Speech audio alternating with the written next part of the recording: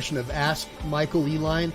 This is where I teach people the law in an unorthodox manner by using examples that we see in the news, case law briefs, but it's all about exposing the Leviathan and its instrumentalities and taking back your rights. Know the law and mean to keep it well. Come here to learn from an expert to know your right. Make sure to like and subscribe. Make sure to save, because we never know when the thought police are going to take down this channel. That's right, the thought police. How's it going, guys? I am attorney Michael Eline. I am an attorney licensed in California and Texas. And today we're going to talk about part 2 of the Steven Crowder deposition. I was not able to cover all of it because it's a pretty long depo. And it was in Texas, apparently. I don't know if he attended via a Zoom from another state. But I did get, one of my members reached out and said, how is it? Because if Steven Crowder lived in Texas, which it looks like he may have because he's got a studio in Texas, how is it that Garcia, who's also a Texas resident, how was he able to sue Crowder in Texas federal court? Because federal court typically requires diversity jurisdiction, which means you have to have complete diversity between the parties. And diversity would simply mean that Crowder may be from Texas, or maybe Garcia's living in Texas and Crowder lives in California, for example. And we know that Crowder grew up part of his life in Canada, at least from what I've been able to find from my research. And apparently he also lived in California for a while. And maybe he still does, but we just don't know because he's a private guy, at least with respect to his private life. So how is it that jurisdiction would have been allowed for federal court, and why would federal court be better, right? So I'm going to answer that as quickly as I can. Hey, Bill, good seeing you. It's a great Sunday. I have Miss Shakur here. I have Ryan Labs. So we're starting to fill up a little bit. And as you guys know, I haven't been going live as much because I pinched off my L5 and I've had a really bad sciatic nerve pain in my left leg. And so I've been working really hard, trying to do planks and push-ups and really trying to strengthen my core and doing the teeter hang-ups and all that stuff. And it seems to be helping a little bit. My doctor has promised me that with time, it should get a little better. So I'm biting the bullet right now. I'm in a lot of pain, but I'm going live because I don't want to lose my audience. You know, I'm kind of depressed because I used to try to do a show every day. So please forgive me, guys. I appreciate all the super chats and the donations. Obviously, I haven't been getting a lot because I haven't been around, but hopefully today this is going to be, yeah, that's right, Ms. Shakur. Freudian slip. Sorry about that. So we have a new member, Ms. Shakur. Everybody, welcome Ms. Shakur to our. Hopefully, Miss Shakurer. Sorry, I'm not always perfect with the names, but I try my best. But I think it's Shakurer. So hopefully, I said it right. Now, let's get a little bit into the jurisdictional issues before we start breaking down his depo testimony. And this is going to be part 2. We broke down a significant part of his deposition. He's being sued for defamation, I guess, apparently for mistaking the real Texas, a shooter in Texas, who he called the Nazi, with another guy, this Garcia guy. Apparently there was a mistake, like a case of mistaken identity. And the guy who he mistook is suing him, and his last name, or sued him, and I guess there was a settlement, and his last name is Garcia. And in addition to him suing Crowder, he sued Newsmax and a bunch of other defendants, as I recall. So I have a copy of the actual brief filed by the plaintiff, and I wanted to break it down because I have guys like Reluctant Prophet and a couple other guys who are pretty active in the court system who often are interested in things like that, knowing, how to file a proper brief, how it should be set up, different arguments that can be made, especially with respect to federal court. So first of all, if Steven Crowder is a Texas resident and Garcia is a Texas resident, well, that in and of itself would preclude Garcia from suing Crowder in Texas court. But we have something called supplemental jurisdiction, which would allow the case to be brought in federal court. Or if it was just brought against Crowder and he didn't object in time, it could be construed as a waiver, and jurisdictional issues like diversity could be presumed, right? And then there would have to be a motion to remove and stuff like that. Probably permission would have to be granted for failure to file a removal motion quicker or sooner. But yeah, you can also, so defamation claims generally are state court claims. They're not claims that you would bring in federal court. And so the federal court will be interpreting the defamation laws based upon state law, because there's no federal defamation law. Okay. Give me a bunch of ones if you understand so far. I'm just trying to make sure you guys know what's going on. Hey, Majolener's Wrath, good seeing you. And then I'll call you Reedy. That's fine. I'll call you Reedy from now on. And I'm glad seeing Bill McGrath is here. Bill McGrill is here. Thanks, Bill, for showing. All right. So typically, but why would you want to sue in federal court? Because federal court has a lot, is it's kind of a big bear compared to state court, at least for me. I always prefer state court. But another issue you'd have to show to get into federal court is a $75,000 jurisdictional threshold. At least that's what it was last time I checked. I'm assuming that under Title 28 USC 1332, $75,000 would be the jurisdictional threshold. So that would be what you'd be alleging your minimum damages are. So hopefully you guys understand. But so typically, since this is not a federal question, unless there's some other communications laws or something else at play, I haven't gone through all the briefs, but there could be a federal question on top of like a mixed bag pleading where the defamation could have been thrown in as part of it. And it wouldn't make sense because you want to have a totality of the issues decided. So it wouldn't make sense to bring one in state and one in federal, right? Because you want to have it decided on its merits, and all the related issues need to be related. Okay. So typically that just would mean it's not a pure defamation case. And I just don't know enough about it just yet, but supplemental jurisdiction is probably how this case was brought into federal court. And that's because outlets like Rebel News, which is a Canadian company, as well as and people with ties to Blaze Media, may have agents in other states. And I think, and I could be wrong, but I thought that there was another one, Newsmax. I thought Newsmax was part of this. But and if Crowder wasn't a resident of Texas at the time, then diversity would be there. Let me see here. So let's just see if diversity was initially accepted and his residency wasn't locked in, that could have been a reason why it got stuck in federal. And of course, I think it's just because there were other defendants out of state. That's probably how he was able to get the jurisdiction in federal court. So that's pretty much in a nutshell, how this case ended up in Texas court. But Texas substantive law, so state court law, is going to be used in the federal court. Now, there's some other issues that are advantageous to plaintiffs in federal court and disadvantageous. I mean, I know in California, at least, I think it's a 7-man jury in federal court, and it has to be unanimous. You have to have a unanimous jury, and that's always scary in a civil case because you may not get all the jurors to agree. Whereas I think in California, with a 12-man jury, I think you only have to have a majority.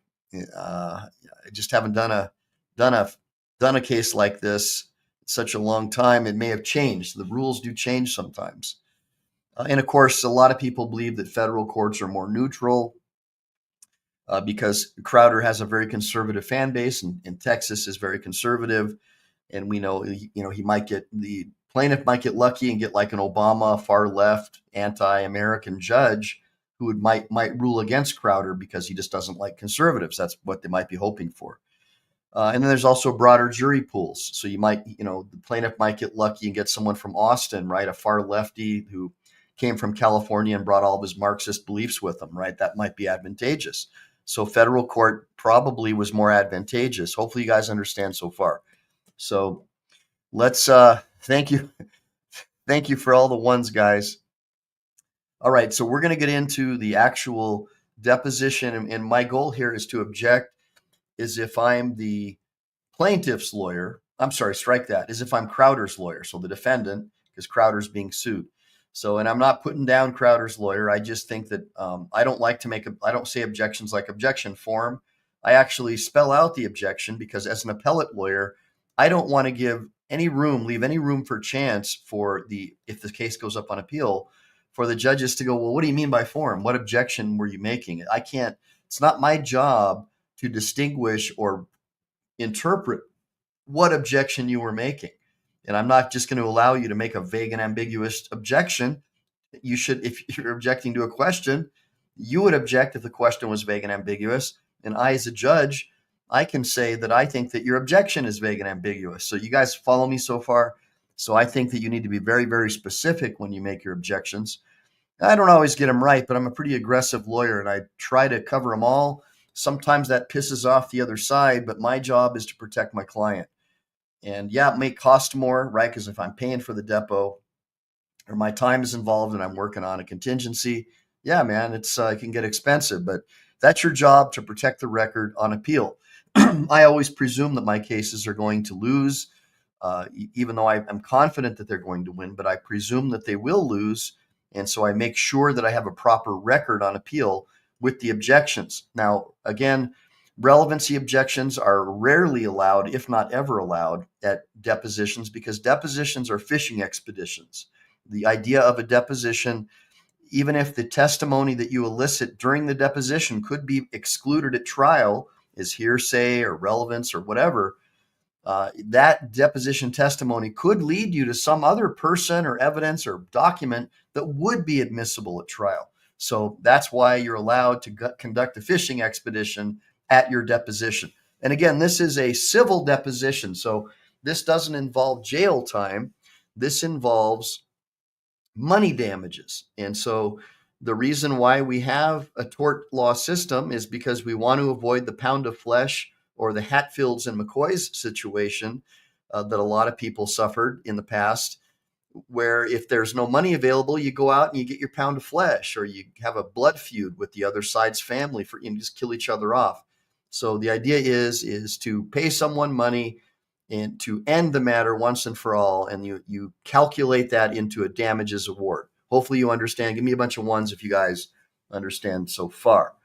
All right, so let's get into the actual deposition, and we're gonna join where we left off last time. I think we actually finished off at about 33 minutes and 23 seconds, but what I'll do is I'll try to get in around 29 so we can kind of catch up, and hey, Mr. Gold, good seeing you, my man. Everybody give me a bunch of ones for Mr. Gold joining me. Hopefully I'll see you soon, Mr. Gold. I'm sitting on one of these special chairs where I have my legs folded and my knees are on a pad. It's like a special chair for people with back injuries. And that seems to help a little bit, but I do have a little bit of a pinchy kind of thing. So when I do go out, like with my wife and kids, I always ask for a high top so I can stand instead of sit down. Because as soon as I sit down, that's where I get the nerve pain. So it's been a real nightmare, but I did make it to Powerhouse today.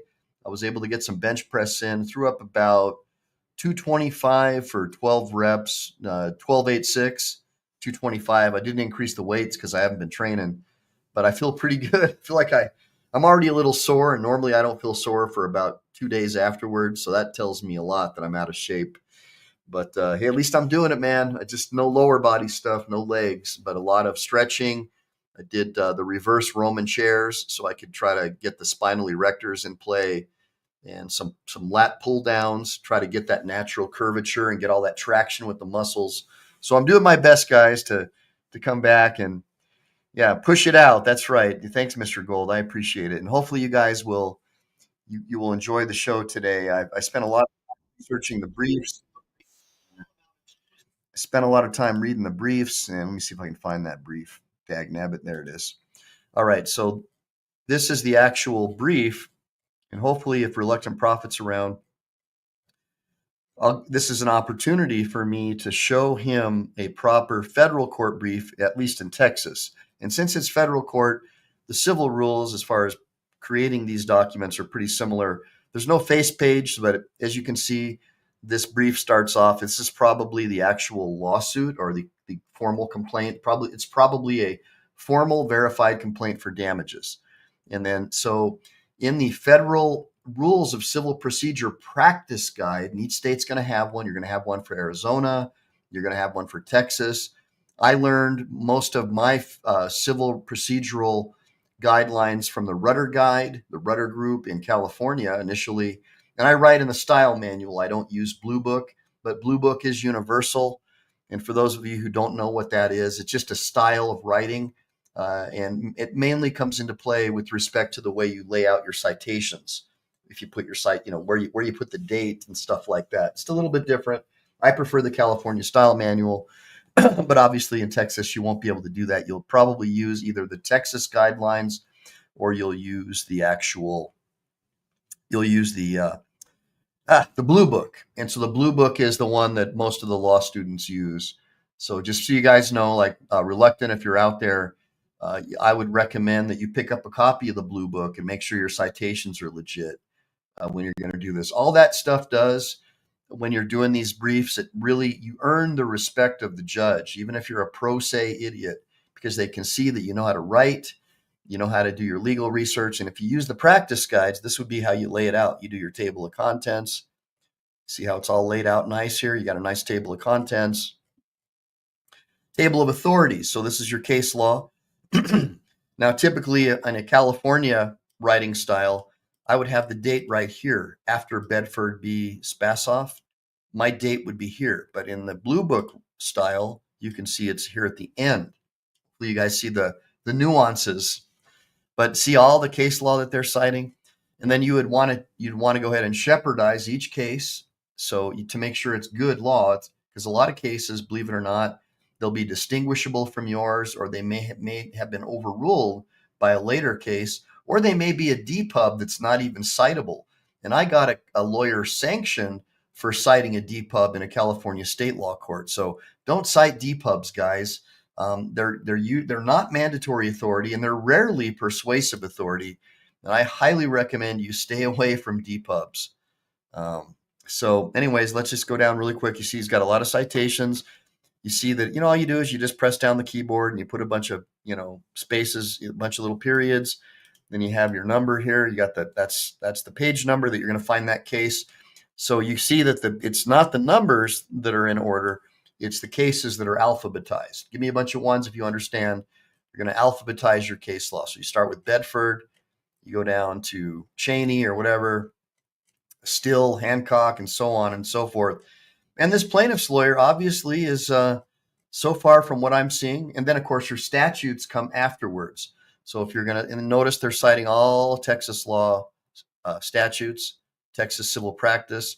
I highly, highly recommend if you're going to bring a federal case, you need to get the practice guide. Hopefully reluctance here. I can't pound that into you guys enough. That practice guide basically is, for lack of a better word, your Bible. That's going to teach you everything you need to know to make your briefs look like a lawyer. Now, what else do you do? Well, here's what you do, guys.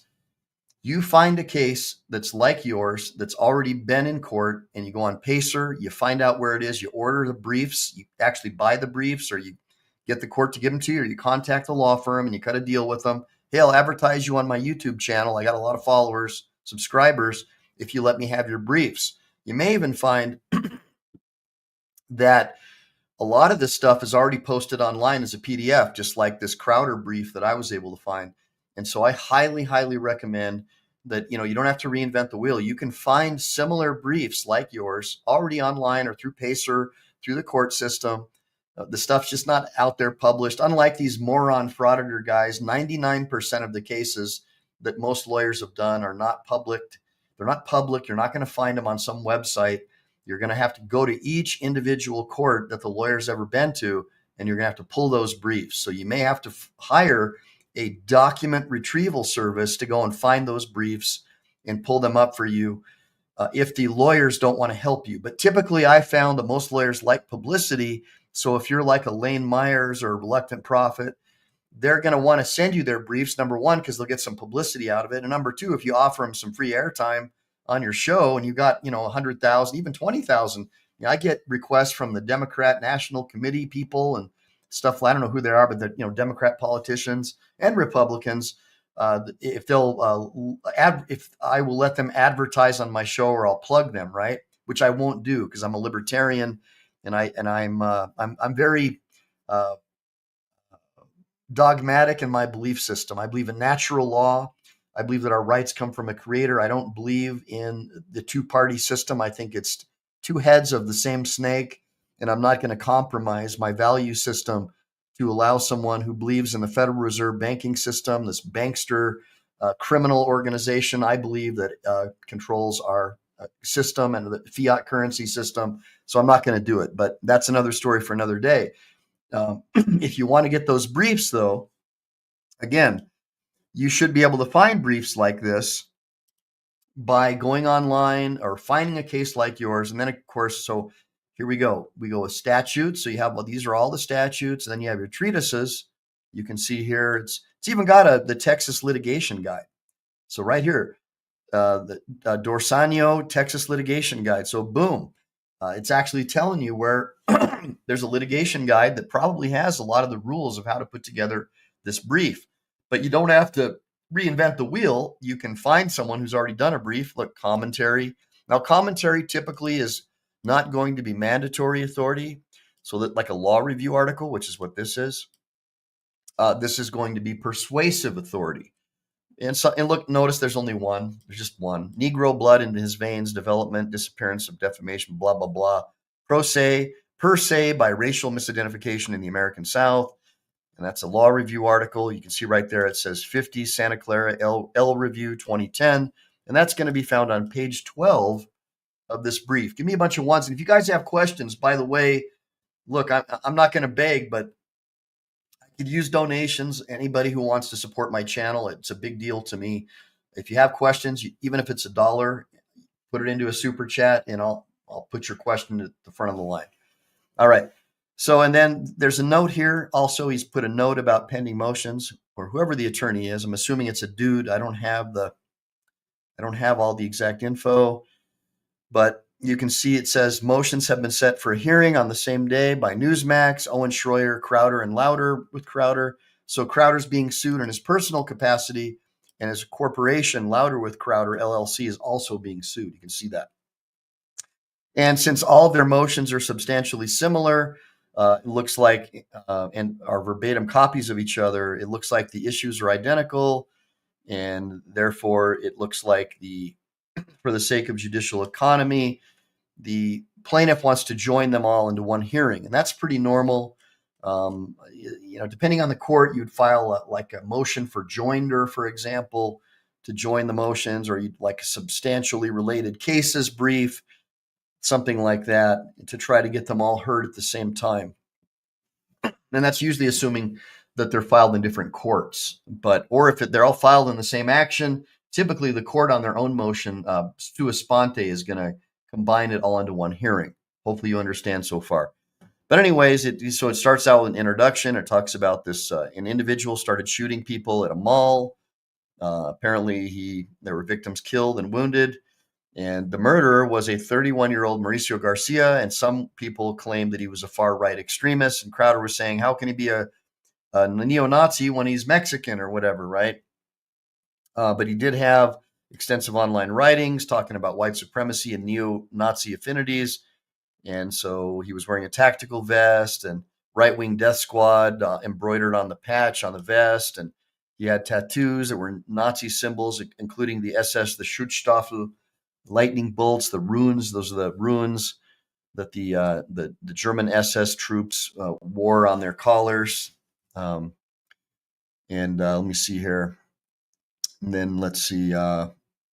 So there were no details released about the shooter, and then media organizations started reporting on his identity, and then false images of the shooter started showing up on social media.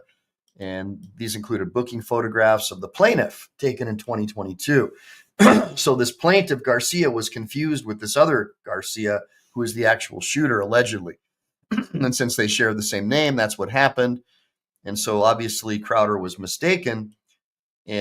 But still, it was negligent. The allegation is that he was negligent in failing to ascertain that this was actually the shooter before putting his picture all over the media, which obviously could put someone's life in danger, right? I mean, somebody says you're a Nazi serial killer, and you're not, and they're putting images of you, your boss is probably going to fire you.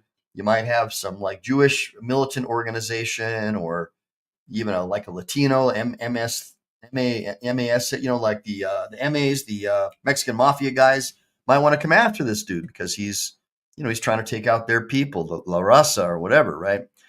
So And then there's defendant Owen Schroyer's use of. So Owen Schroyer is a right-wing extremist celebrity. So that's what this says. By the way, saying that Owen Schroyer is a right-wing extremist celebrity, and this is something hopefully a reluctance listening, saying that he's a right-wing extremist celebrity, blah, blah, blah, that's actually a defamatory statement. Because I know that he's not a right-wing extremist, okay? But here's how it works. Because he's saying it in a brief, it's absolute privilege to defame someone in an actual brief. So isn't that interesting? Even though it's public and it's all over the place, since it's being used in court, unless there's some exception that I'm not aware of, it's absolutely privileged.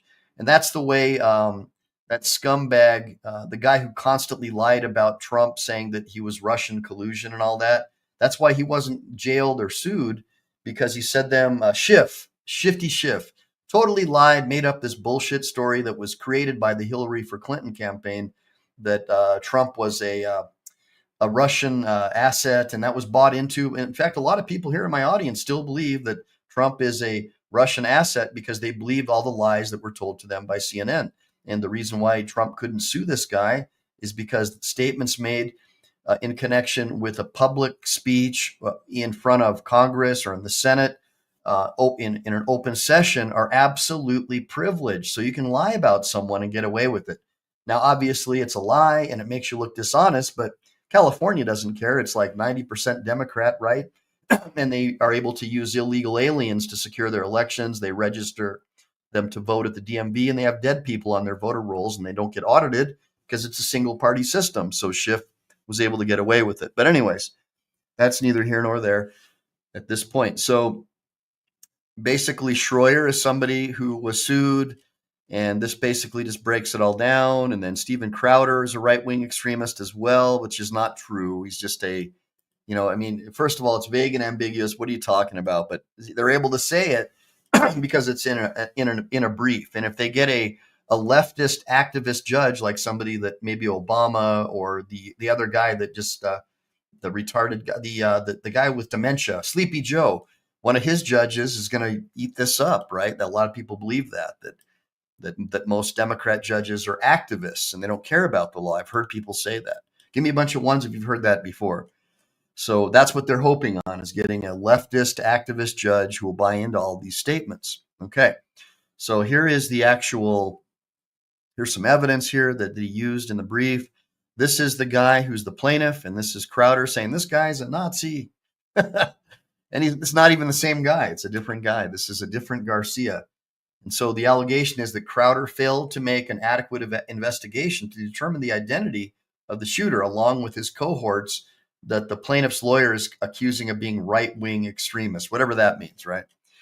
And so here we go. And then there we go again. And then Elon Musk is even saying, very odd, very strange media coverage of the Texas shooter, because he's like, this is weird. How could this guy be a right-wing extremist? He's Mexican. How could he be a white neo-Nazi extremist? It doesn't make any sense.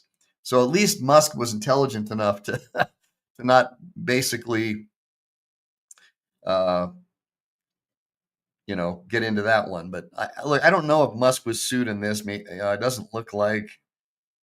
Anyways, there's a bunch of stuff in here. Somebody help me out. Was Musk sued in this one? I don't have the cover page that has all of the defendants' names, so I'm at a loss at this point. But here he is again, white supremacy, Newsmax. So all these guys are being sued, right? And this wasn't the guy. Mauricio Garcia, tattoo on hand, potential indicator of involvement with the Puro Tango Blast prison gang. Orale pues. And then the legal standard. So standard of review, right? Like the legal standard in defamation is X, Y, and Z. And they filed a motion to dismiss, and we don't want you to grant that. And typically that's going to be like a 12B6, Rule 56 motion in federal court. It's akin to like a summary judgment or a demur in state court, right? And they're talking about here, it's a false report and all this different stuff. Anyways, so this is what a brief looks like. And I'm going to drop again this brief for you guys really quick. Just give me 1 second. Let me find you. Here we go. Drop this bad chicken here for you. You can read it on your own. And hey, Kinetic Customs, how you doing? Mr. Salty Baller, good seeing you. BZ Watchdog, good seeing you, dude. And Rhine Labs, Brent Shimko, yes, this is cool, man. I know, Brent. Look, I'll figure out a way at some point to present these in. I'll figure out a way to present these shows in horizontal as well as vertical. But the vast majority of my audience use their phones, and so and the younger crowd uses their phones, and so I'm able to pick up more people and get more of the information out, especially to the younger crowd. And I want to get them into natural law and learning about their rights. And so that's why I do vertical. But I understand where you're coming from, and I am trying to figure it out. Hey, Comedy Flu, we all need an attorney who wants to stand up for our cases. And again, I do catastrophic injury cases. So if you got a car accident, truck accident, something like that, cruise ship, I helped draft the Cruise Ship Safety Act. And I've done a lot of lobbying for free on behalf of victims. Unfortunately, I don't do it all, but if it's something that I can help you find a lawyer, I can try to do that for you. I do like to help people, but I'm spread pretty thin, and doing these shows takes up an enormous amount of my time. And thank you again, Ms. Shakur, for becoming a paid member. That really helps support my channel. So, and that's what I like. I like to see paid subscribers as opposed to just super chats, because that way you can get on the back channel. Once I get enough paid subscribers, I'll start doing some like top secret stuff in the back end just for you guys. So let's get into the video. Yeah, that's too bad, Kinetic. Well, we'll talk about that at another time. Let's get his depo testimony going. And this is probably going to end up becoming a part 3, because there's no way I'm going to be able to get through all this today. But so now I'm going to pretend like I am his attorney, and I'm going to proffer up objections when I hear a BS question that I think needs to be objected to, so I can protect the record on appeal. So that's what I'm thinking of as a potential trial lawyer. And right now was a litigator preparing the case as if it was going to trial. So here's Stephen Crowder. Let's kind of listen into the colloquy, and I'll start popping in with my objections as this goes on. No. Okay. So when you said we're pulling this from Today News Africa, it's because it's the only news outfit showing you the shooter's face. That wasn't accurate. Objection leading. Sorry, what was the last part of that question? That wasn't accurate, what you said in the video. Objection calls for speculation, calls for an expert opinion. What I was saying was it was the only place currently with an article including the image of the shooter. Yeah. Okay. At that moment in time, as I believed it. Right. So when you were making that broadcast, your review of media had shown you that Today News Africa was the only news outfit doing that, showing a objection leading, objection asked and answered, objection argumentative. Counsel, please stop badgering my client. He's already asked this question. You keep rephrasing the question, trying to get him to give a different answer, and I don't appreciate it. And if you don't stop, I am going to seek sanctions against you. Please carry on with the deposition. Purported picture of the shooter's face. No. Okay. I'm a little confused because I thought what you had just said was that at that time, that's why you said that it's the only news outfit showing you the shooter's face. Mm-hmm. Is that right or is that not right? No, it was objection vague, ambiguous, and unintelligible. Objection leading, objection asked and answered. It was the only place at that moment in time with an active article, including that image. Of course, there are many other places that have created or social media. So at that moment in time, because that was a White House press credentialed reporter. Well, no, that's all I'm asking about is that moment in time. Mm-hmm. Objection asked and answered. Objection vague, ambiguous, and unintelligible as to that moment in time. And that they're the only news outfit purporting to show the shooter's face. Objection calls for speculation, calls for a legal conclusion, and also calls for an expert opinion as to whether or not they were the only news outlet showing his face. And that's also vague and ambiguous as to news outlet and showing his face. We can agree with that. Objection leading. I don't. Can you tell me the news outfits that at that moment in time were showing the shooter's face? Objection calls for speculation. You expect my client to know every single news outlet that was showing his face? Really? Can we move on, counsel? You're trying to trap my client You're creating a trap for the unwary. He's already answered the question. We need to move on. No, it'd be difficult to remember. It was everywhere on social media and different articles. So, well, look, I understand it was on social media. Social media are not media outfits. Objection.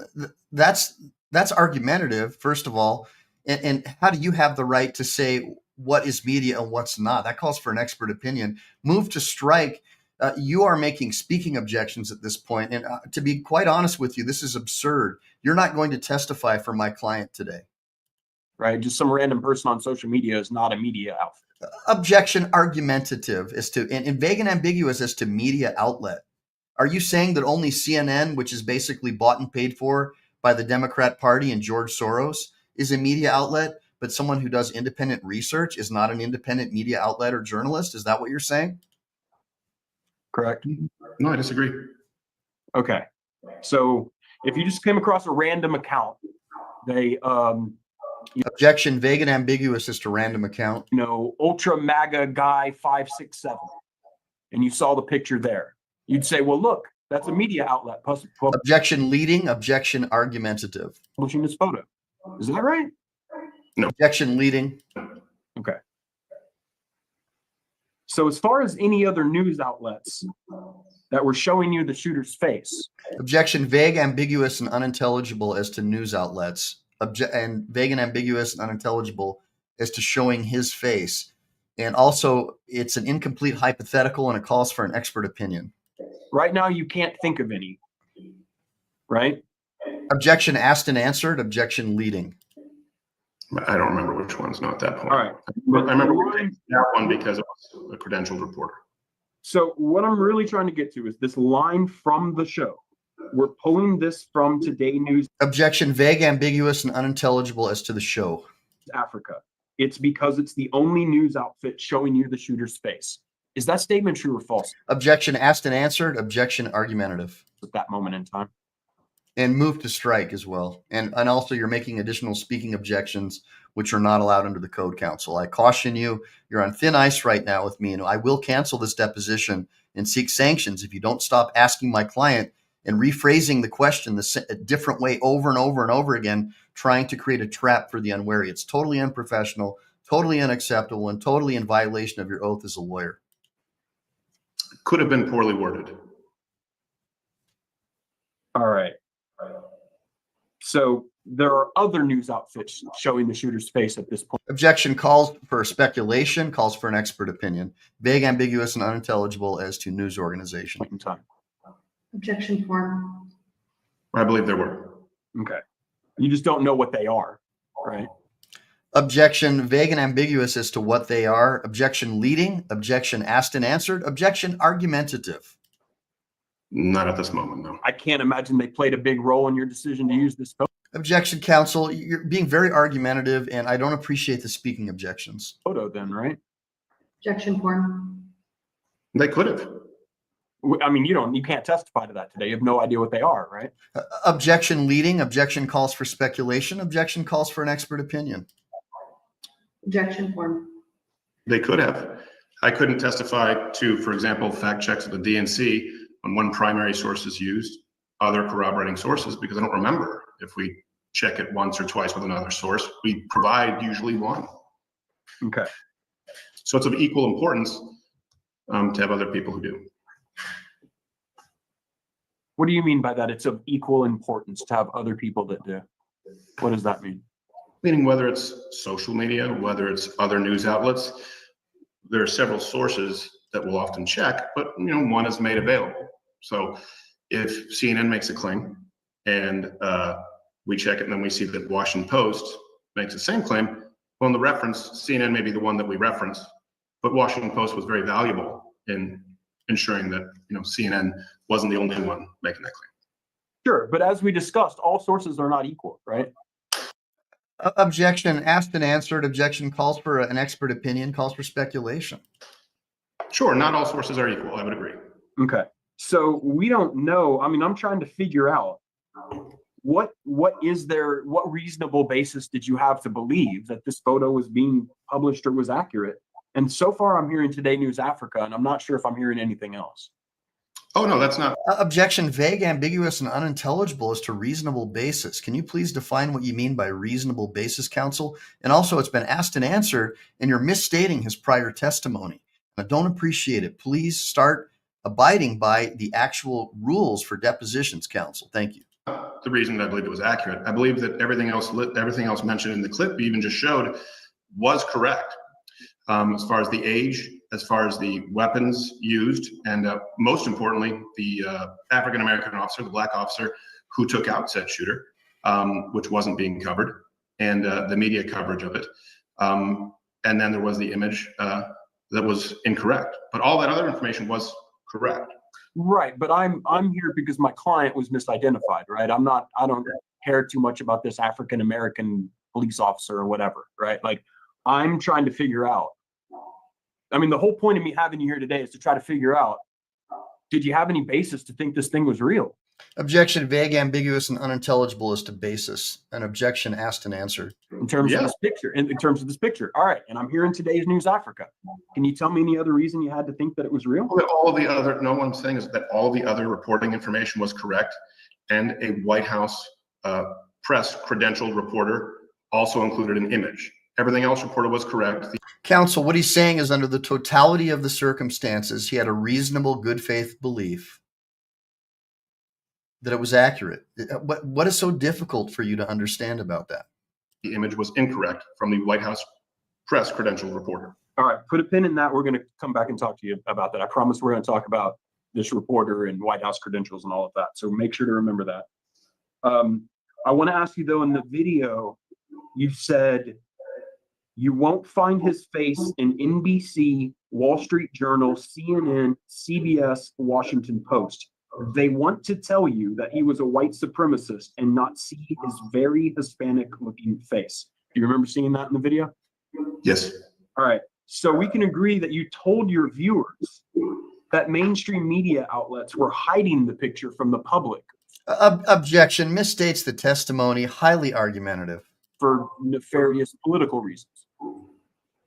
Objection form. Which vague and ambiguous is to nefarious political reason, and it's also compound, disjunctive, and conjunctive. Highly confusing question. Which picture? The picture you were displaying from Today News. No, I don't agree. Okay. So when you said that you won't find his face in those outlets, and they want to tell you that he was a white supremacist and not see his very Hispanic-looking face, you're saying that's a choice they made, right? These media outlets made it. Objection: calls for speculation. Objection: argumentative. Objection: leading. Come on, counsel. Are you testifying for my client? Come on. A choice. To include no image verification, yes. To include no images of the shooter, right? Right. Right. And the reason that they didn't include pictures of the shooter, the reason you had to get it from Today News Africa is because they didn't want the public to see the shooter's face. Objection: calls for speculation. Objection: argumentative. Objection: leading. That was what you were telling your audience. Objection form. No. I'm having trouble reconciling what you're saying now with what you said in the video, because you said straight up that they don't want you to see his very Hispanic-looking face. So Objection: vague and ambiguous as to straight up. And also, are you asking a question or are you making a speaking objection? What are you trying to do? It sounds like you're testifying, counsel. Are you on the stand or is it my client who's testifying? Please clarify for us, for the record, what you're trying to do here, counsel. we can say the media outlets made a decision for political reasons to say that he was a white supremacist, that they did not want to show his face. Right? Objection: vague and ambiguous. Is this a question or a statement, counsel? I'm having a hard time understanding what you're trying to do here, counsel. That's what you were telling your audience. To show any images, sure, yeah. Right, and you had an image, right? You had one that you think they should have shown. Objection form. No, I believe they should have shown any image, including the footage of including the misidentifying of the black officer. At that moment in time, there was a push for gun control and a white supremacist shooter. At the time, we were told that was the greatest domestic terror threat, and it was an editorial decision to not include a litany of information as it related to the shooting in total. including a Hispanic shooter who was simply Okay. labeled a white supremacist. I want to talk about two possibilities that existed for you on May 8th. All right. One possibility is that major media organizations made a decision that they were not going to show any pictures of the shooter's face. And they were doing that because they wanted to press a story about white supremacy. And a second possibility is that those news organizations were either unable to confirm the accuracy of a photo, or they had already determined that the photo that you were showing was false. Objection assumes facts that there are only two options. What are you trying to sell my client a car here, counsel? You're leading my client. You're trying to create a trap for the unwary. I don't appreciate it. Please move on with some valid questions, counsel. Thank you. All right, you understand those two possibilities. No. And I'm not saying you agree with them. I'm understanding you understand that those are two possibilities that No, exist. Objection argumentative. second one is not possible. It is not possible that the news organizations you were referring to were either unable to confirm the accuracy of the photo or had already determined it was false. You're saying that's impossible. You just said had determined the image I showed was false. Correct. They would not have been able to do that because I was reporting on their reporting. So they wouldn't have been able to report on my image being false or confirm it because their stories were already out there. Wasn't your image though. All right. Objection vague, ambiguous, and unintelligible as to image. Beg your pardon? We just talked about you didn't break this image. Oh, sorry. When you said my breaking the image, you said they wouldn't. You said second possibility definitively using that they determined my image was false. I was The image you used. reported, so that wouldn't be possible. Let's rephrase that because I'm just saying the image you used. All right. Let's take the image you used and divorce it from your production. All right. That is a physical image that existed out there in the world. All right. That image, yes. Yes. It is totally possible that the reason the media wasn't printing any pictures of the shooter is because they'd been unable to confirm the authenticity of any picture, or they had already confirmed that that picture we're talking about, that picture of my client, they had already determined it was false. That's possible.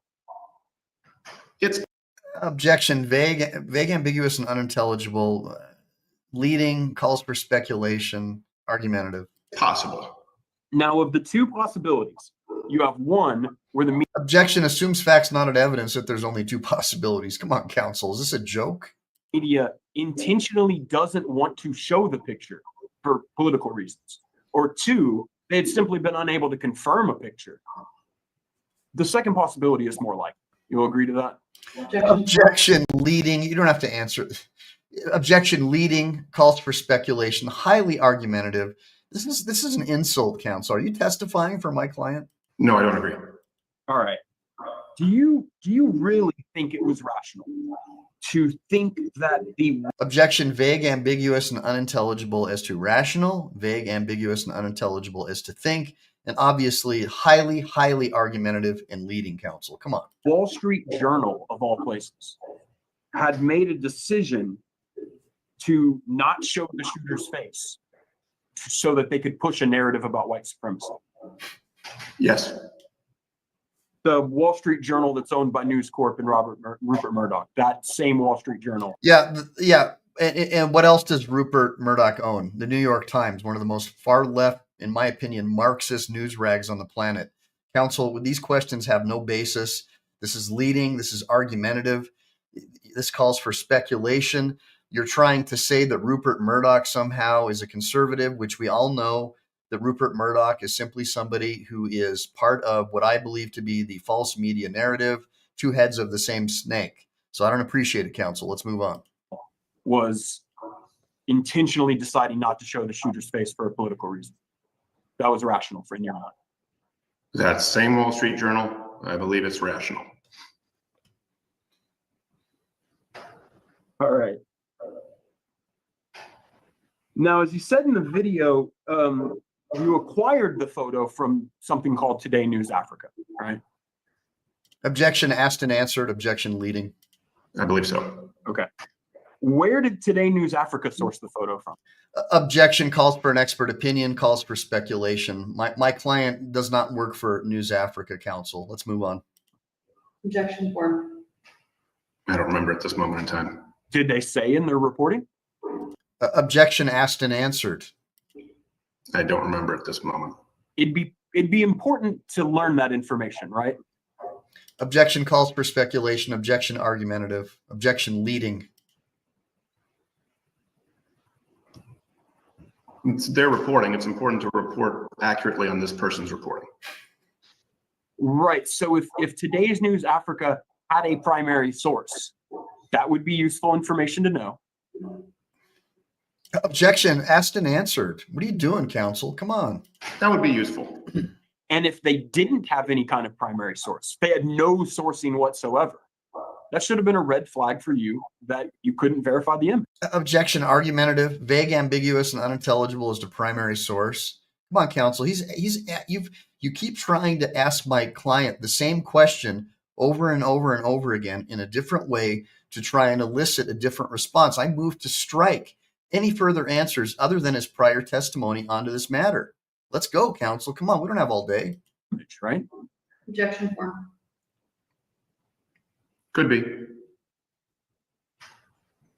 You had mentioned earlier that, okay, so first of all, on May 8th, had you ever heard of Today News Africa? Yes. Okay. Had you were familiar with this individual, Simon Ateba? I don't remember. Okay.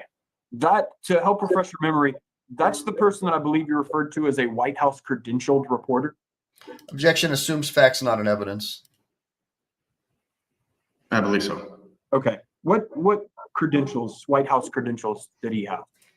Objection vague, ambiguous, and unintelligible as to credentials. Objection form. I don't know which credentials he had. I know that he was listed as a White House credentialed. I don't know if it was a member of the press corps. There are different kinds of credentials, but that was my understanding. I mean, how'd you gain this understanding? Objection form. Yeah, vague and ambiguous, leading, argumentative. I don't remember at that point in time. There would have been people who verified that and told me that was the case. Okay. Do you think he had any credentials that were Objection vague, ambiguous, and unintelligible as to credentials.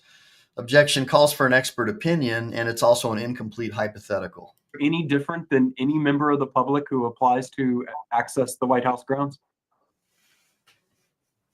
Well, And objection, you're asking multiple questions in one question, so it's compound, disjunctive, and conjunctive. and any member of the public, or then members of the public who are allowed to access the White House grounds? Right. Do you know what a hard pass is to the White House? Objection vague and ambiguous as to hard pass. Objection leading. Objection argumentative. A hard pass? A hard pass. Yeah. No. Okay. You understand that? An objection assumes facts, not an evidence that there's even a such thing as a hard pass. Are you testifying, counsel? Is there anything on the record? Is there anything before us verified under penalty of perjury as to what a hard pass even is? Are you going to show my client what a hard pass is? Or are you going to assume facts, not an evidence that there's even such a thing as a hard pass? I could say, oh, you don't know what a Mars spaceship is? Oh, that's all you're doing to my client, counsel. This is ridiculous. Any member of the public can apply to the Secret Service to get a pass to enter White House grounds. Did you know that? Objection assumes facts, not an evidence. Objection leading. I know people can enter a process, sure. Okay. Do you have any reason to think that he had any different credentials than just getting a hard pass? Objection vague and ambiguous. Objection compound. What's the information at the time I did? Okay. And do you have any reason to believe that, well, for instance, like, did you think he was a member of the White House Correspondents Association? Objection assumes facts, not an evidence. Objection leading. Objection calls for speculation. Objection form. I don't recall at this time. Okay. There are a lot of media organizations who have something that they call White House correspondent, right? Correct. Objection vague. Objection leading. Okay. There are even organizations that have people who belong to things called press galleries. They have credentials from a press gallery. Are you familiar with that? Objection leading. Objection calls for an expert opinion. Objection calls for speculation. Yes. Okay. Did you think that Mr. Ateba had credentials from a press gallery? Objection form. Objection calls for an expert opinion. I don't recall at this time. Okay. So in terms of, let me ask you this, in terms of why you believed, well, let me stop because I'm making an assumption. Did you believe that Today News Africa was a credible and reliable news source? Objection compound, disjunctive, and conjunctive. Objection vague, ambiguous, and unintelligible as to credible or reliable news source. It's my recollection that at that moment in time, I was informed that it was. Okay. And why did you believe that? Objection form. No, I'd be guessing. I would assume because there were other places that were including that image at the time, and people on my staff said that it was. There were, let's first start with the first part. There were other places using that image at the time. Sitting here today, you can't name any of those, right? Objection asked and answered. I can't remember them unless I go through perhaps your suit. I believe you include some. There's definitely some. You definitely have co-defendants, right, who have done it on varying dates. I'm sure none of these people, you understand we have lawyers in this room from Univision and Newsmax and for Mr. Schroyer. None of those, you didn't rely or see on any of their reporting to do your reporting. Objection form. Objection calls for speculation, calls for a legal conclusion. Objection vague, ambiguous, and unintelligible as to saw. Objection asked and answered. They would have been included. Did you? Well, some of them occurred after your reporting, so that wouldn't have been them, right? Well, the ones that occurred before, as you just. Objection leading and assumes facts not in evidence that they didn't appear until after his reporting. Vague as to time, vague as to after, vague as to reporting in general. Mentioned. Right. And do you know any of those? Objection. Objection vague, ambiguous, and unintelligible as to the definition of no and any of those. Also compound, disjunctive, and conjunctive. Calls for an expert opinion, leading, argumentative. Objection form. I would have to go through your suit. Okay. I think we can assume, let me take a publication. I'll take one out of thin air. Oh, objection assumes facts not in evidence. I think we can assume that you would find a publication like Huffington Post to be frequently unreliable. Objection leading. Am I right in that? An objection argumentative. No. Can you give me an example of a media outlet that you would believe that is not sufficiently reliable enough for you to use the word reliable for them? An objection vague, ambiguous, and unintelligible as to the definition of reliable. What are you talking about, counsel? This is very highly argumentative. This is really unprofessional. Can we please move on? Sorry, can you reframe? Can you? Yeah, sure. I'm looking for a media organization you don't find to be generally credible. That you Objection vague and ambiguous as to media organization. you would say, hey, these people are frequently enough unreliable that I don't think they should be relied on for state of fact. Do you know a media organization like that? So, by the way, guys, what plaintiff's counsel is trying to do is to pigeonhole the defendant into admitting that any Democrat source of information, like 99% of all news aid organizations, right, are unreliable. Because if he can get Crowder to admit that, then he can prove negligence, because then he will have said Crowder relied upon a source that he believes is inherently unreliable. So I'm just trying to help you understand what the pathway that plaintiff's attorney is trying to lead him down. That's why he keeps on saying, oh, well, if it's this and that, then it's not reliable, right? Because he's trying to get him to admit that, oh, well, he posted pictures from an organization that he knew wasn't reliable, and therefore he's guilty, or he's liable in this case, because it's not a crime, for defamation. Let's move on. Well, the issue is there can be many different news outlets that are reliable at that moment in time, especially if it's original reporting.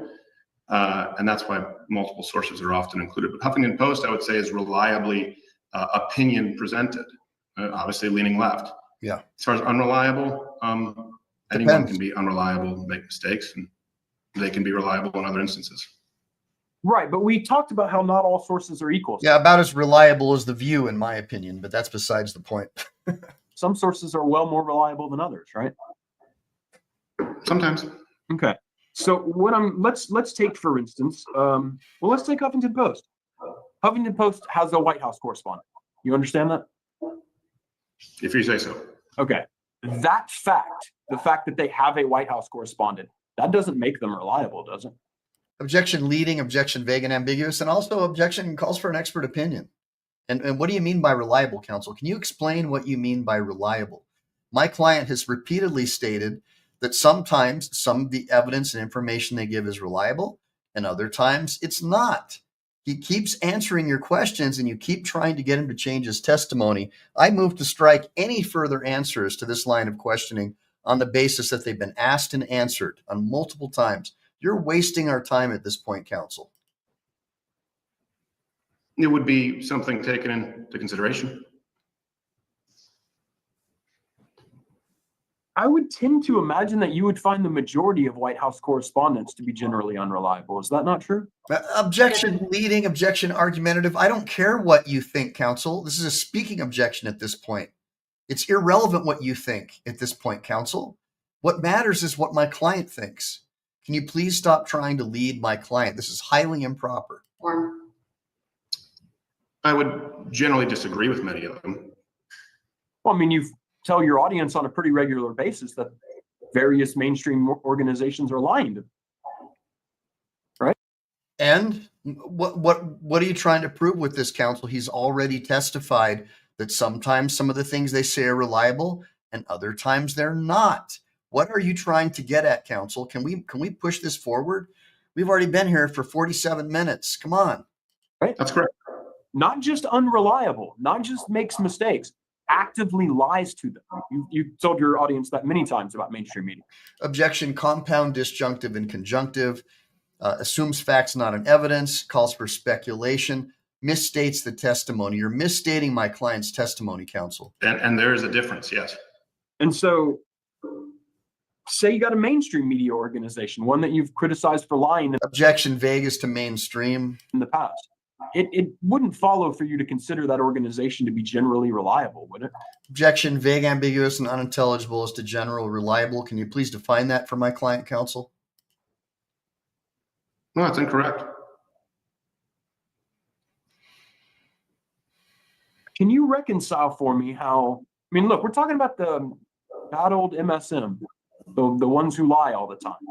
Can you reconcile? Objection argumentative, objection leading. Counsel, really? Are you going to really? It sounds like we're on a high school, like lunch break, and you're trying to badger my client.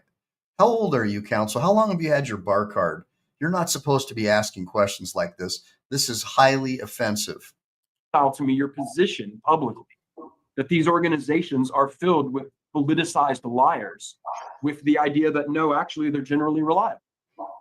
Objection vague, ambiguous, and unintelligible. And objection leading. Objection misstates the testimony. Counsel, he's told you already on multiple times that sometimes they have reliable commentary, sometimes they're opinion-based, and generally they're not reliable. How many more times do you want him to answer the same question over and over and over again, counsel? I didn't say they were generally reliable. Okay, that's what I want to make sure of. I said I wouldn't write them off as unreliable. Right. There have been people who I disagree with politically tremendously, who have outright lied in some instances, and then have done original reporting in other instances. And so to do your own due diligence when you're dealing with that kind of Objection asked and answered, objection argumentative, objection leading. media outlet, right? Objection form. Go ahead. Yeah. With any media outlet, but I With wouldn't any write media outlet. write off one as completely unreliable or one as completely reliable. That's what In I other make words, available. And why it's important to do your own due diligence, correct? Objection leading, objection argumentative, objection asked and answered. And why I think it's most important to make your references publicly available.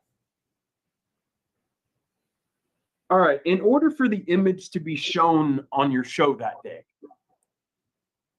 again, we talked about it. It wasn't when you're broadcasting on the show as you're saying it. That's not the first time you see that image. You saw it before you went on the show. Objection asked and answered, objection leading. Yes. And you would have to, in order for the image to be shown on your show, you would have to approve its use. Objection leading, objection asked and answered, objection argumentative, objection calls for speculation, And it's also vague, ambiguous, and unintelligible as to the definition of approval. Important.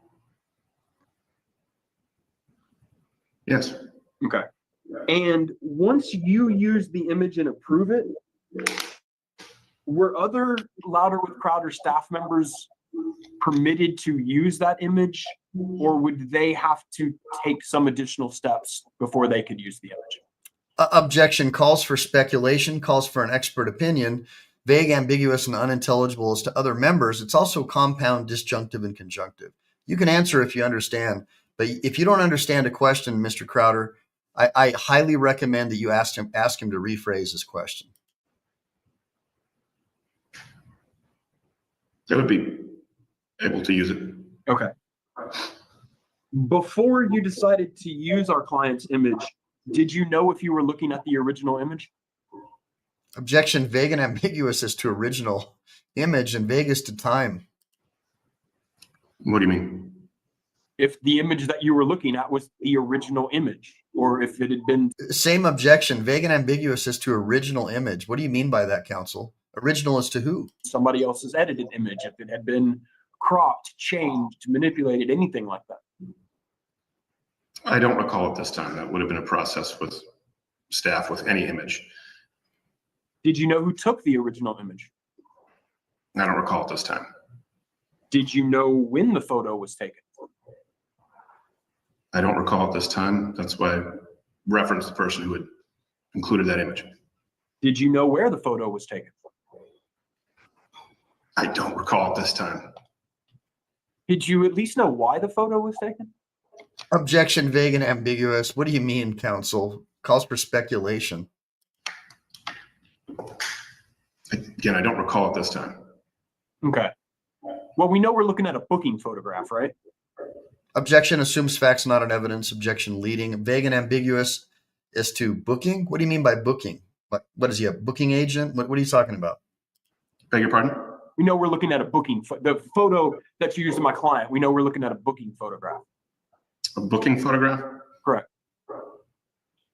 You mean do you mean a mugshot? Correct. Well, I don't know that we know that right now, but that was the reporting from the sources at that time. Let's put it this way. That's the information you had at that time. That's the information that was being reported on. In other words, counsel, what he's saying is he had a good faith belief that that image was the true and correct image of the shooter. And obviously he'd made a mistake. Is that what you're getting at, counsel? I just don't understand your line of questioning. At that time. All right. Considering it was in other words, if the information you relied on is, hey, I'm looking at a mugshot, I'm looking at a booking photograph. Well, let me go back. Let me actually scratch that question. You knew the shooter wasn't arrested for the shooting, right? Objection assumes facts not on evidence. Objection leading calls for speculation. Yes. Okay. And you knew that from law enforcement on their announcement of his name and age and details that he had no criminal history, right? Objection assumes facts not on evidence. Objection asked and answered. Objection leading.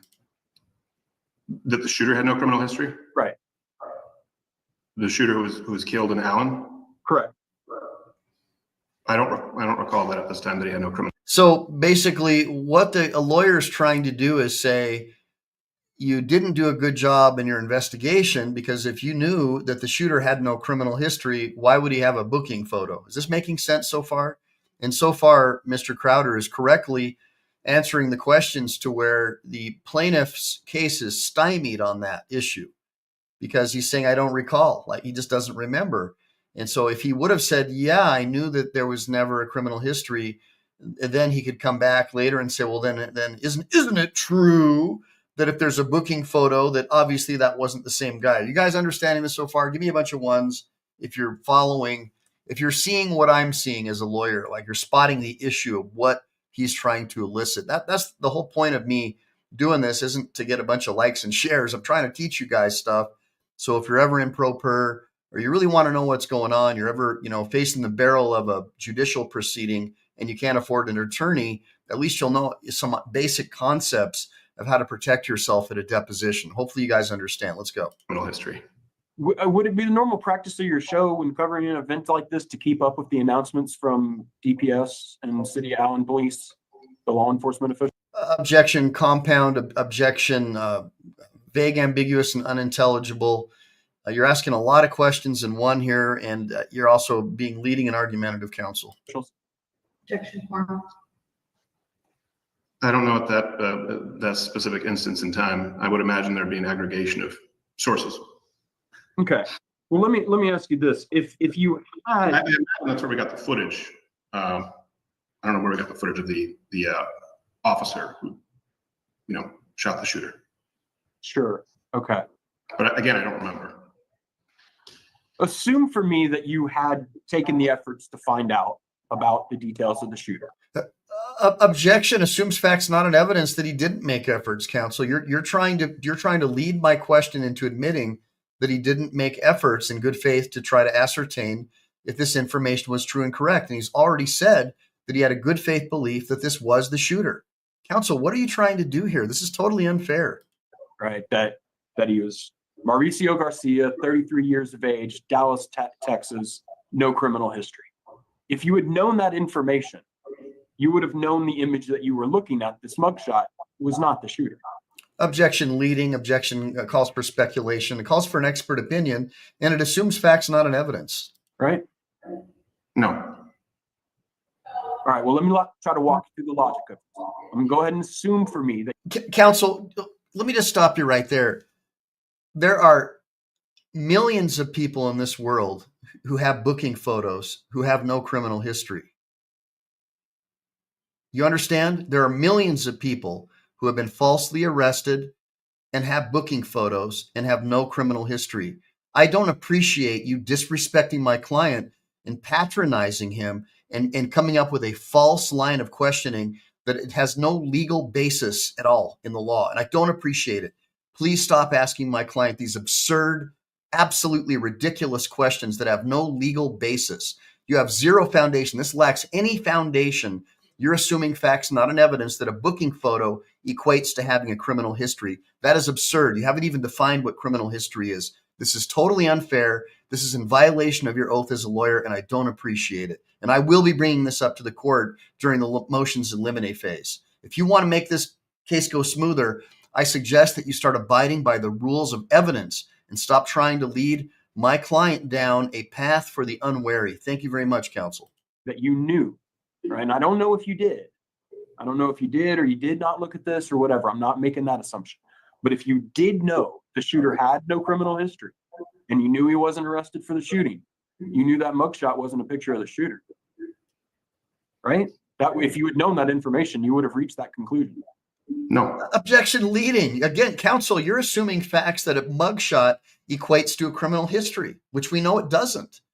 Counsel, we know that a mugshot does not mean you have a criminal history. It just means you have a mugshot.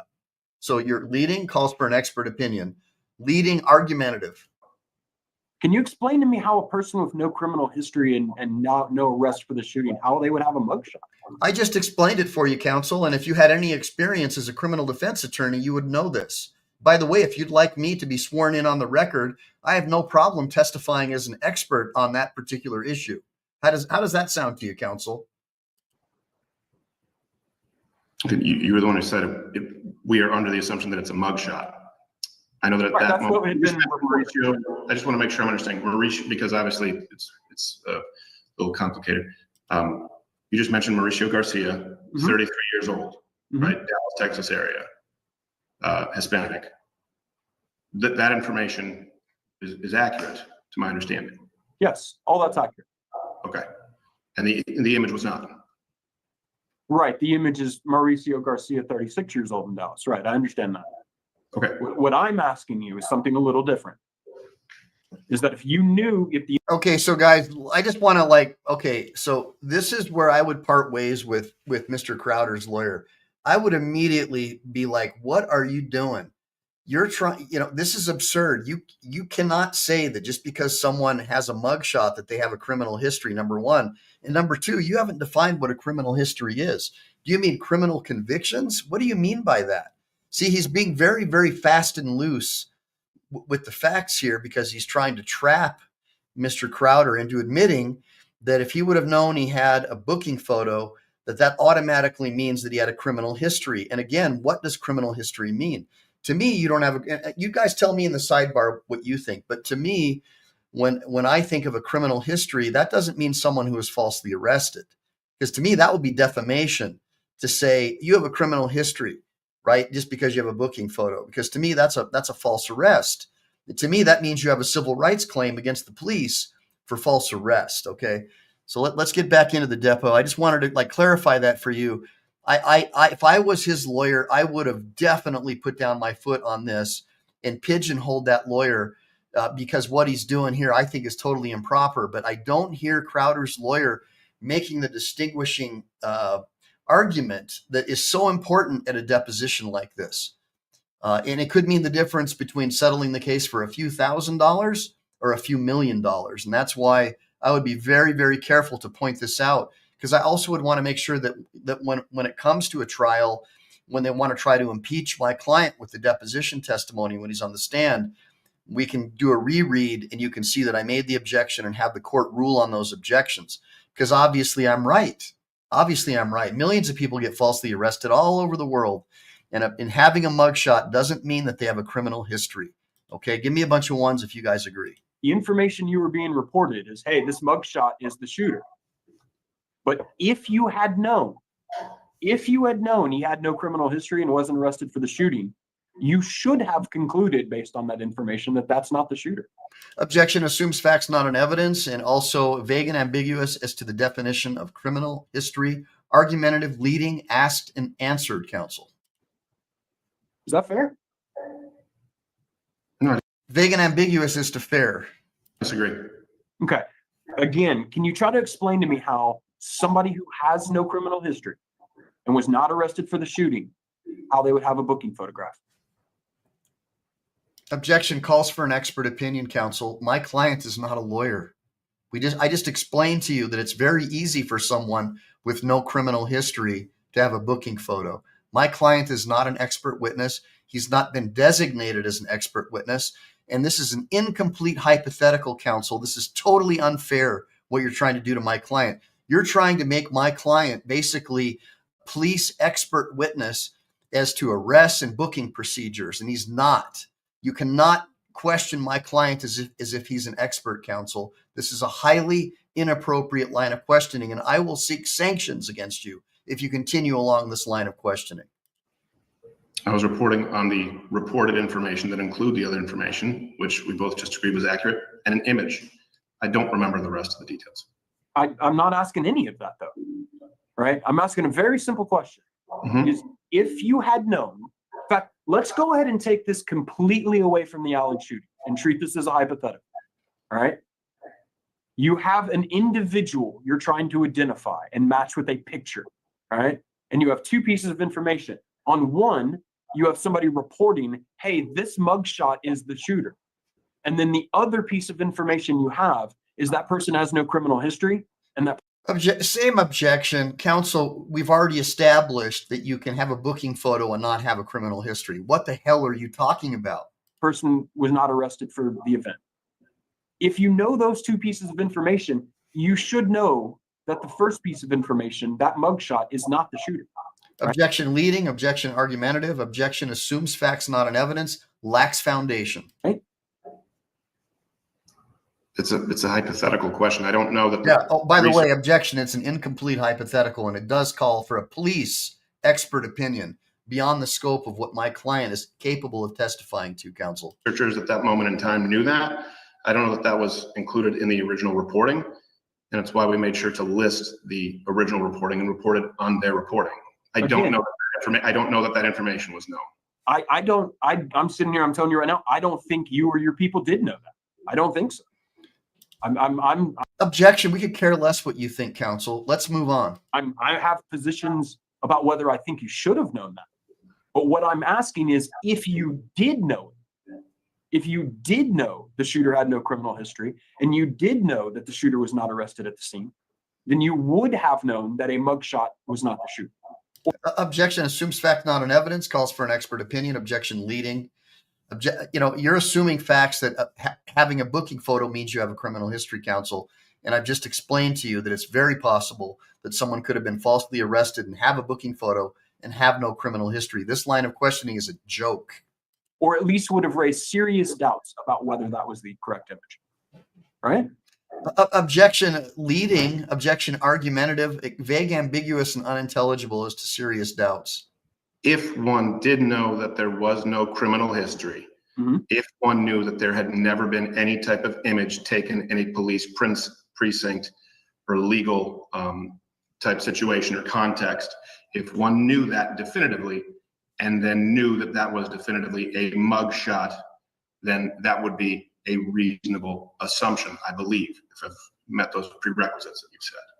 And now and move to strike the testimony again, because my client's not an expert, and we know that it's possible under Texas law to have a booking photo and have no criminal history. So I move to strike all of his answers, starting with the first objections that I made about 20 minutes ago, counsel. Assume for me that you didn't know for sure, but you had conflicting reports. You had one report saying it was a mugshot. You had another report saying there was no criminal history and no arrest. Without knowing which one is true, you would agree that that would create a situation I agree with your life under significant doubt about what. By the way, guys, I'm gonna cut in here, and because I'm starting to feel a little bit of pain. I want to thank all you guys for joining me. Lynn Davidson, Life Under the Microscope, Rhine Labs, What's the Matter You, Kevin Biernarsky, F. Hey, how's it going, F? F you, F. Good seeing you, bro. Let me see here. Grateful Dabs, right on, man. Love having all you guys in my show. William Howard. Let me see here. So I got a lot of my buddies here. I got Joseph Matthews Comey. Good seeing you. And then, of course, we have Miss Shikarur. I'm going to get that name right. I'm going to get it right at some point. So, guys, listen, we are at about 57:36 in. I move that we stipulate to continue this into a deposition part 3.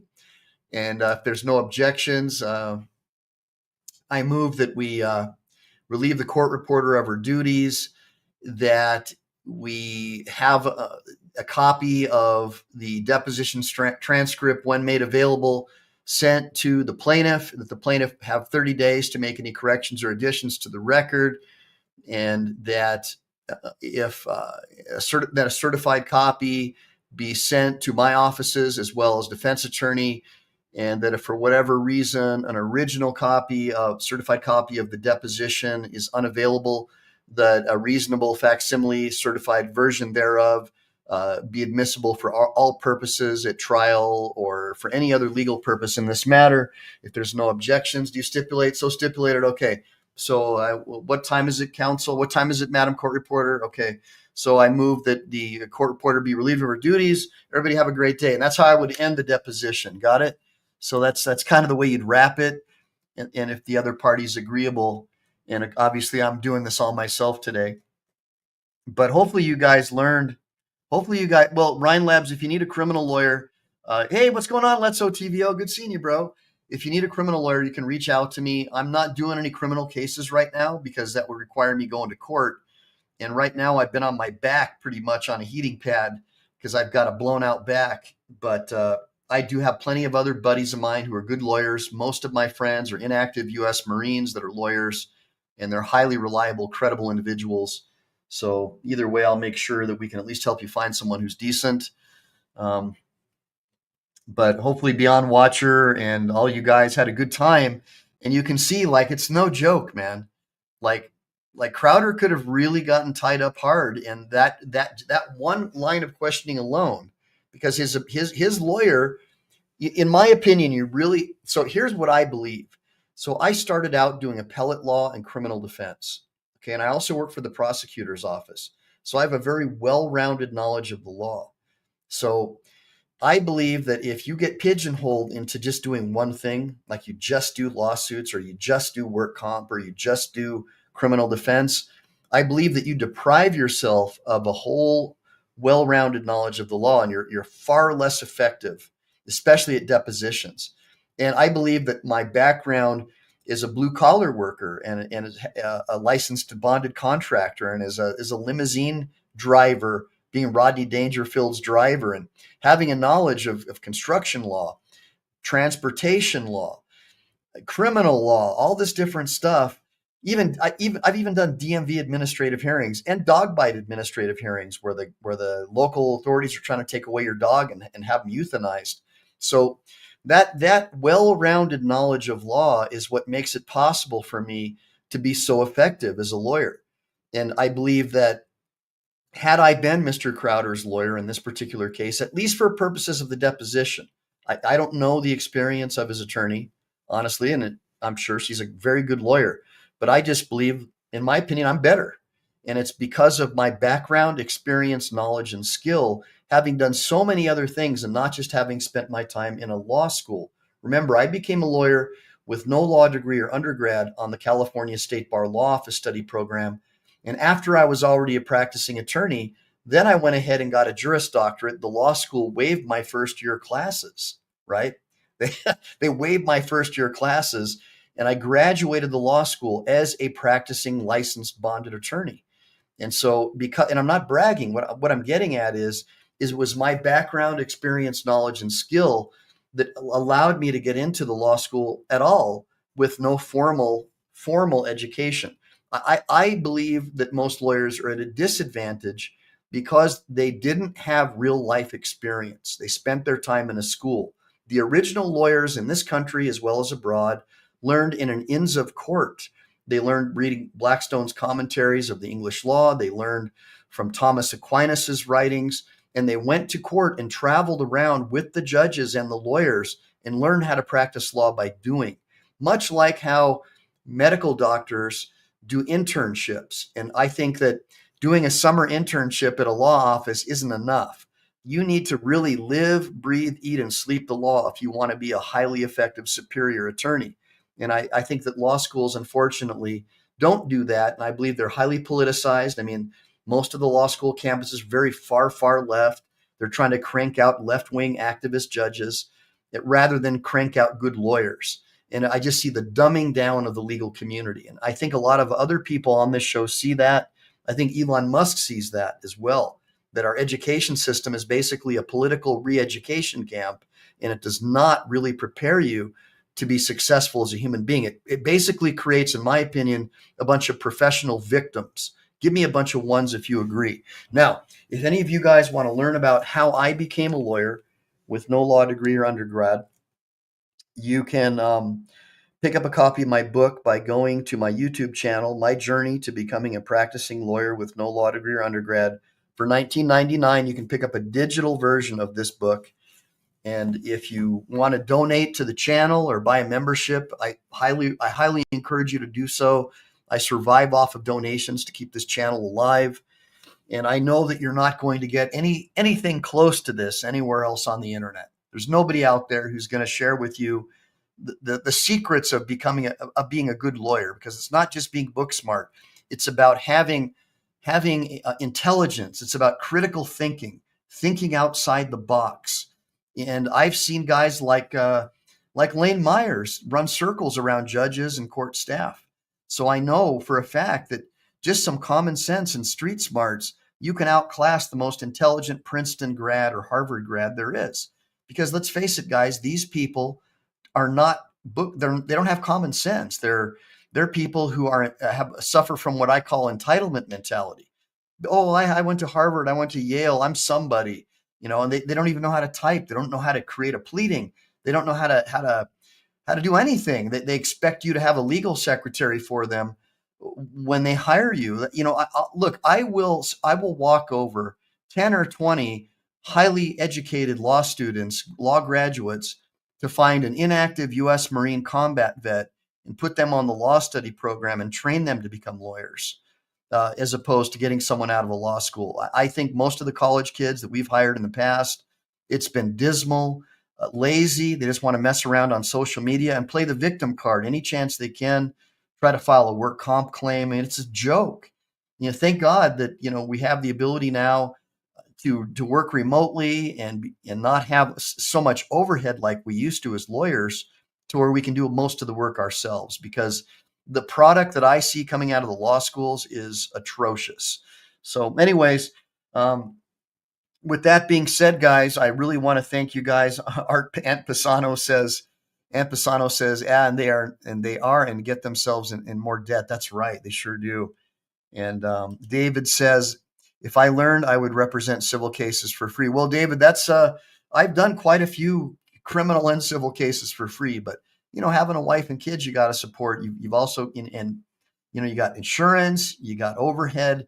So I can't do everything for free, brother, but I have done my fair share of pro bono work, and I helped draft the Cruise Ship Safety Act. I have a military veterans nonprofit where I help veterans who suffered service-related cancer, and I do my best to give back to the community as best as I can. And I could be a lot richer and a lot more well off if I didn't give so much back. But because I believe in natural law and that all of our rights come from a creator, I believe that our creator calls upon us to help our fellow man. And it's a right, a duty, and an obligation to help others. See, when I say it's a right to help others, because you should want to, you should feel like it's like I have a right to help other people, not just a duty. Hopefully you guys understand the distinction.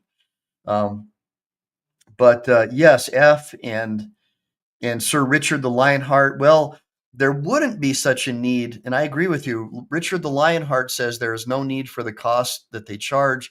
I would agree that if we didn't have an over-regulated society, that would be a true statement. Like, for example, look at Doge. Look at what Musk is uncovering. Like USAID and all these government bureaucracies are basically like piggy banks for the Democrat Party. They're taking your tax dollars and laundering it back and forth to corporations. One hand washes the other. Trillions of dollars, flooding the country with illegal aliens, giving them free phones, giving them free hotels at your expense, registering them to vote at the DMV, redistricting whole states blue using the census data. That's what the real reason is. They're bringing them up here for, and doing it with your tax dollars to boot. And if we didn't have the government wasting all that money, then over-regulating professions like mine or the building industry, over-regulating because they got it somehow. How are they going to pay for all these illegals that have a second-grade education and they're giving them free health care? Well, they have to over-regulate you. That's what's going on. So people like you and I who make a decent living, they'll over-regulate us. But they won't go and issue a citation to someone who's got 50 people living in their house, who converted their garage into like 5 bedrooms, throws trash out in the street, right? Destroys the neighborhood, uneducated, their kids are in gangs. They'll leave those guys alone and they'll come after us. And that's what's really happening in this country. And so, yes, I agree in a vacuum that is a true statement. But right now, that's not what is happening. They're subsidizing all the illegals and people. They flooded our country with criminals, uneducated people, using people like you and I because they know that we're compliant and we don't want to go to jail. Give me a bunch of ones if you agree. So, William Howard, I appreciate you coming. And it is all about the money, Lynn. I agree. And Rhine Labs, thank you so much. That's right. Rhine Labs said it best. They know that the responsible people will pay. Like people who believe in rule of law, they will pay. But all these people that they invite, like criminals, flat out criminals. And think about all these young girls getting assaulted at the border, thousands of them, where they'll hang their panties up in a tree. These cartels have a lockdown on the border. Everybody has to give up something, whether it's money or booty. They're giving it up for safe passage, and it's not even safe for these young girls. And then they have this rule that Biden started, where if you're a minor accompanied by an adult, even if it's your rapist, right? Like we don't know for sure, but over 500,000 minor children unaccounted for, and hopefully, Musk and Doge, we're going to find out what happened to all those kids. But unbelievable how this happened to our country. Unbelievable. I mean, gosh, I wish we had Superman right now or a Batman. What's the matter, you? A really, really good seeing you. And I didn't know you were a deckhand on a cruise ship, but I helped draft the Cruise Ship Safety Act, and I was a volunteer worker. I lobbied Congress and the Senate, full Senate twice, working under the auspices of the International Cruise Victims for the late Kendall Carver. And his daughter went missing at sea, and he started that organization. And so I went and helped lobby and help draft portions of the Cruise Ship Safety Act. And it was mainly like they would hire people from like Somalia or countries where, their religion teaches them that if a woman wears a bikini, Well, that means that she is, you know, a harlot, basically, and you can have your way with her. And what was happening is there are stories of these same types of people having their way with these women and then throwing them over the side of the ship after they had their way. And we even have stories of the cruise ships bringing in a helicopter to take the defendant off the ship before it would dock in a U.S. territory or jurisdiction, and getting away with it because the cruise ships are bound by international maritime law, not U.S. law. And so that's the kind of stuff that was going on. So there's so many things I want to talk to you guys about. I just don't have time, and I'm in too much pain today. But Sir Richard and Rhine Labs and Let's OTVO, Brandy Swaney, good seeing you. All right, yes. And all you guys, I really love having you on my show. Mr. Bones, make sure to double tap that screen since we're in vertical mode. Give me some love. Hit that like and subscribe button.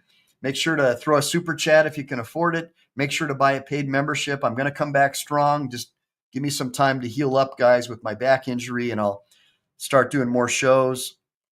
I'm going to do a series on the prison system and how I believe that the prison system should offer conjugal visits to these prisoners, how it's cruel and unusual punishment not to let these men have sexual visitation, and how it's basically forcing them to have sex with other men, and how unsafe the diseases they can get, from AIDS to sepsis and all this other stuff.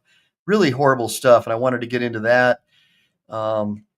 And S&S contracting. I know all about contracting, buddy. I was a licensed contractor for years, and my father was a custom home builder, and I grew up working the trades. That's how I got my start. I still have calluses, and I still have splinters that are deep in my skin from that. Never been able to get them out. But yeah, F and all you guys, Kevin Bernarski, great seeing you. I hope you guys enjoyed the show. I hope that Brent Shimko enjoyed the show, and William Howard. And Life Under, again, thank you so much for supporting my show. I appreciate it that you're supporting my show. And so guys, I am going to call it a day today. And I am taking curcumin as well, brother. I am, Sir Richard. I'm taking curcumin. I'm also taking quercetin, which is a natural anti-inflammatory, as well as cayenne pepper. I mean, I'm taking every natural anti-inflammatory you can think of. I just have a herniated L5, and it's causing my whole sciatic nerve in my left leg to be pinched to the point where I'm dragging my foot. And it all stems from an injury from when I was in the Marine Corps when I blew my knee out. And as I age, it's just the irregular gait and all that stuff is causing a lot of back problems. But, you know, God willing, I'm going to be able to pull out of this and be able to be here more for you guys. But I really, really do appreciate you supporting my show and the donations and all that stuff. And, you know, anybody who wants, again, you want to pick up a copy of my book, you can get a digital version for $19.99, learn how to become a lawyer with no law degree or undergrad. And I also talk about other states that have similar programs besides California, like Alaska and a couple of other ones. And also I'm going to be lobbying nationwide to try and get law study programs in every state, because I believe that it's a superior way to become an attorney. I believe that studying under a judge or a lawyer, and I do believe that some law classes are good. I think the Socratic method is good, but I really think that interning, going to court, trying cases with lawyers, doing depositions before you even get your bar card is absolutely advantageous. And I believe that it put me at a serious advantage over my opponents. And hopefully you can see that based upon the way that I behaved in this mock deposition today. So, and I agree with you, Gates. Chili's an awesome dude. And I am so grateful to God that we were able to collectively help him get out of that false charge and get out of jail. And you know, all those frauditor people and all those people who wanted him to suffer, even though he was innocent, shame on them. And I hope that at the pearly gates, God has a conversation with them. You should never wish anybody, even if you disagree with them politically, gets falsely charged and falsely convicted just because of their politics or because you disagree with their personality. That is evil. That is wicked. You should never wish that on anybody. Once you wish that on your enemy, it's going to boomerang back on you. Give me a bunch of ones if you agree. We need to have a neutral, unbiased system of justice where people don't want to prosecute you or persecute you just because you're a MAGA or just because you're a flag-burning liberal, right, with a rainbow flag wrapped around your butt. right? We should all be afforded the same justice under the law. Give me a bunch of ones if you agree. All right, guys, with that being said, I'm going to go ahead and cut it out for the day. And you're right, Sir Richard. Sir Richard said it. Chili is the GOAT. He sure is. And I'm proud that he's a good friend of mine. And yeah, man, I think we're making moves, man. I get emails every day from people. Where are you, Mike? We miss you. We want to see you. And that's why I'm doing the show right now. And my pain level is about a 15. So I'm going to call it short and try to get on my back and get some rest. But, with that being said, make sure to hit that like and subscribe button. Make sure to save. Always save my videos. Save them for later viewing. That is one of the biggest ways to show YouTube that you support my channel. It gives me a lot of algorithmic love. All you got to do is go to look at all my videos, give them a bunch of likes, then save them for later. And then listen to them when you're driving. If you're a long-haul trucker, if you're someone who makes road trips and you want to listen to some good stuff, most of my videos, I try to do them in such a way that just with my audio alone, you don't have to watch them. So you could listen to them and you could learn a lot. I really, really try to teach you guys the fundamental basic generalities, general principles of law. I'm not practicing law. I'm not trying to give you legal advice. I'm trying to help you get a legal education based on general legal principles. And anything that I talk about that's specific, I always make sure to specifically tell you that it's California or Texas. This is how I would do it. But again, don't take anything I say for gospel. I expect you to do your own research. And if you're going to do a legal action, I expect you to hire a competent attorney to help you, or at least give you a proper letter, an opinion letter, so you do it right and you have some kind of authority to back yourself on. But at least I'm hoping I led you down the right path to where you'll be able to make an educated decision and know how to do the research. And again, it all starts with the practice guides. So make sure if you're going to be doing law in motion and pleadings, you get the practice guides and you start learning it. It's super, super important. All right, guys. So again, with that being said, make sure to like and subscribe. Make sure to save, because we never know when the thought police are going to take down this channel. Semper Fi, do or die.